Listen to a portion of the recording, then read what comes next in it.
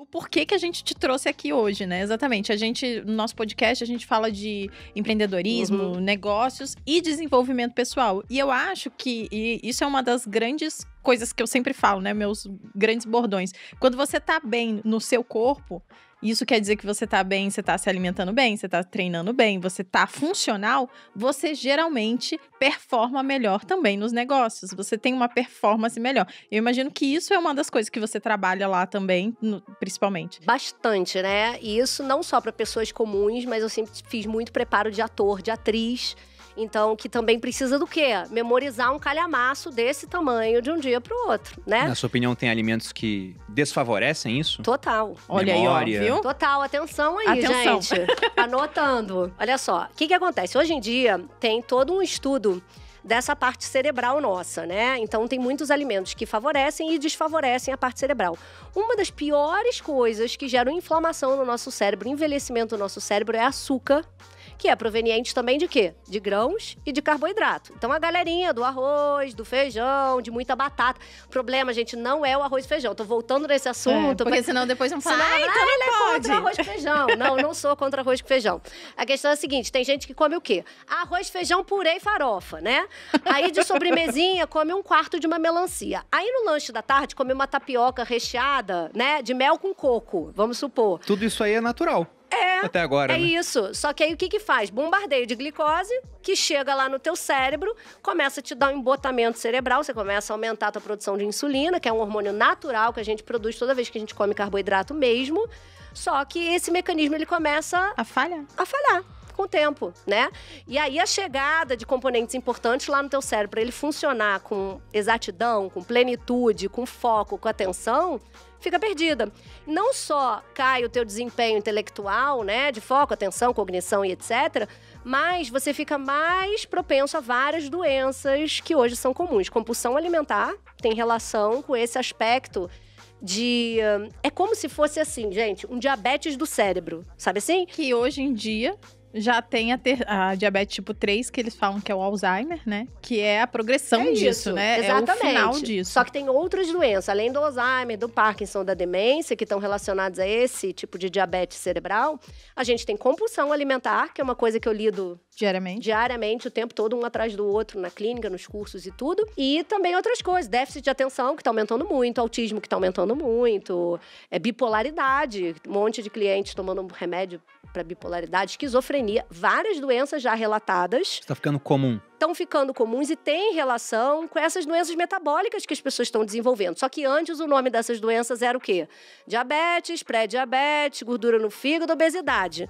Agora são as doenças cerebrais e emocionais, mas que a origem é toda a mesma, a alimentação errada, né? Então, a pessoa que escolhe o carboidrato, é legal, o carboidrato tem o seu valor, obviamente, ele não precisa ser excluído da alimentação, mas hoje o que está mais em voga para tratar todos esses problemas cerebrais é uma dieta com conteúdo de gordura mais alto. Curiosidade, mesmo antes de eu entrar na vida do Bruno e ajudar ele a se alimentar melhor, ele já era uma pessoa extremamente carnívora. E a família dele come muito mal, no sentido de comer muitos industrializados, eu posso falar isso porque eles mesmos sabem, eu já falei, eles sabem disso, muito carboidrato. E quando eu cheguei, tipo, foi muito impactante pra mim, porque era uma coisa totalmente diferente do que a minha família faz, que é de uma alimentação mais natural, mesmo que tenha mais carboidrato, é um carboidrato melhor, digamos assim, né? E o Bruno, mesmo inserido nesse ambiente, pra vocês que sempre perguntam, nossa, o Bruno tem uma memória excelente, não sei o quê. Não sei se é coincidência ou não, mas ele sempre foi uma pessoa que comeu menos carboidrato. Sempre. Não é verdade, amor? Exceto o açúcar. Não, é porque naturalmente na minha alimentação eu também colocava mais proteína. Aí ficava saciado mais rápido, comia menos carboidrato. Mas a minha família era pão de manhã, pão no final da tarde. No almoço, a maioria, arroz com feijão, com uma farofa, um monte de carbo e uma proteínazinha desse tamanho, porque carne é cara. Aí eu comia bastante carne e meu avô falava, nossa, muita carne. É o que eu gostava, né?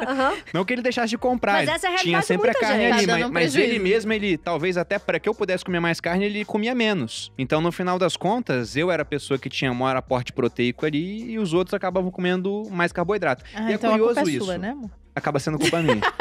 Mas é curioso isso, porque você deu um exemplo muito bom. Você pegou uma série de alimentos e todos estão presentes na natureza. Pô, o cara olha, nossa, mel, açúcar é ruim, mas o mel é natural, né?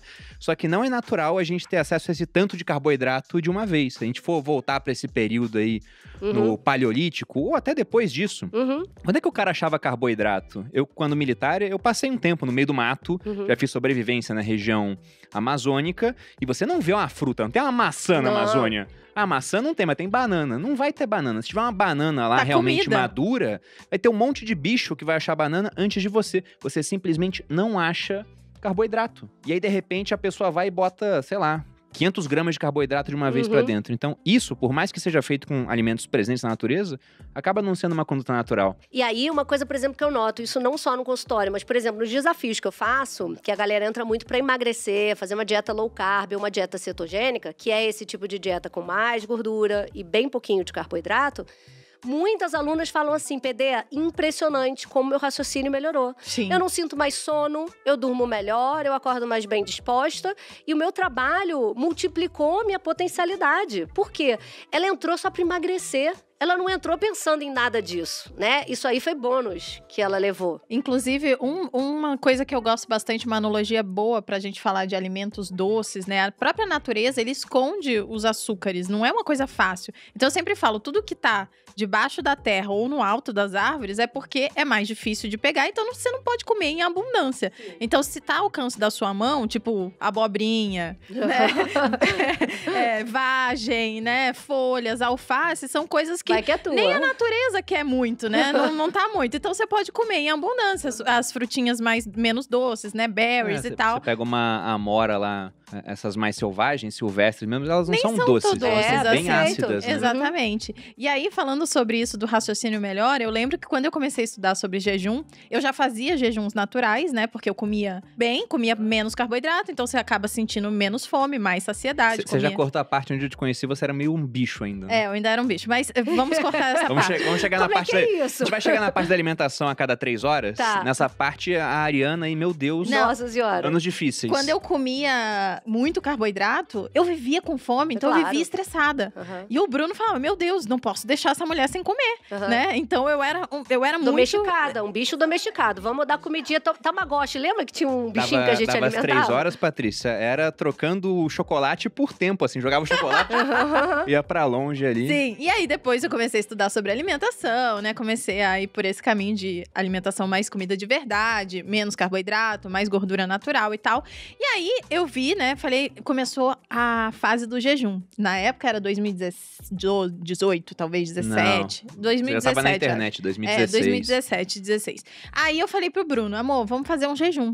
Aí ele, será? Não sei o quê. Eu falei, vamos fazer um jejum. A gente já faz mais ou menos de 12, 14 horas, vamos fazer de 16 horas. Não falei nada, só falei isso. Vamos parar de comer em tal hora, e 16 horas depois a gente volta a comer. Beleza.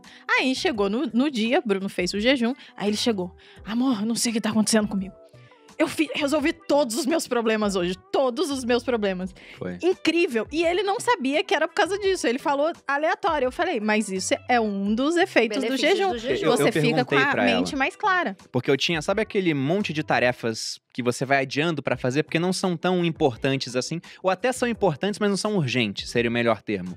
Uma série de coisas importantes que eu nunca tinha tempo pra fazer. Aí, de repente, nesse dia, fiz jejum.